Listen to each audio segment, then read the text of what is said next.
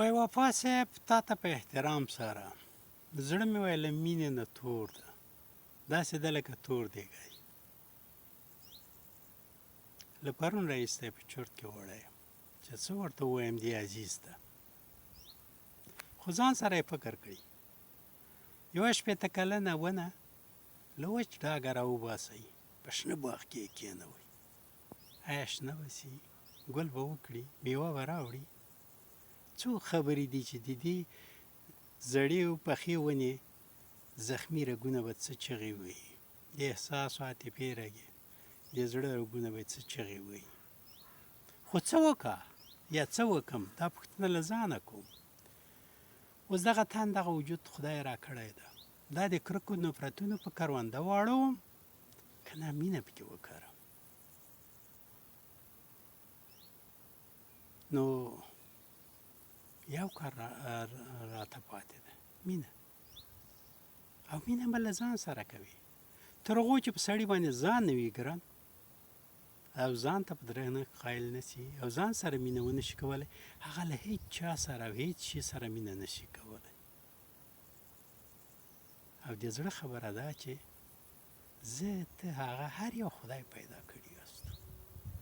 خدای مې ویني خدای را سره ده دای بیخي تنها دای بیخي یوازې خدای را سره ده څه شی برابرېدلی سي له دې شتمنۍ سره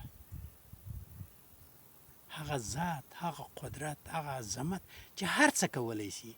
ټول هغه څه چې د بشر په ټول تاریخ کې شوي دي د دغو ټولو شوو نه زیات څه کولی سي دغه شی به یې کولی سي او بې له شکه چې هغه یې کوي ځکه چې هغه باندې روح ګران ده روح د هغه د مینې مخلوق ده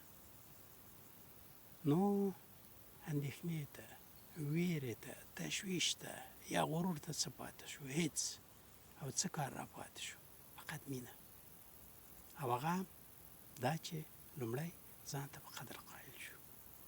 زه ته بل د قدر وړ یاستو او دا باید خپله ثابته کړو باید په مینې کولو سره دا وښیو چې موږ خدای لرو او دا مو هر څه ده او دا د دې فرصت برابروي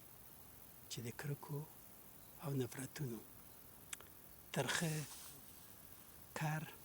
پای ومومي او موږ د مینې په کروندو په باغو واوړو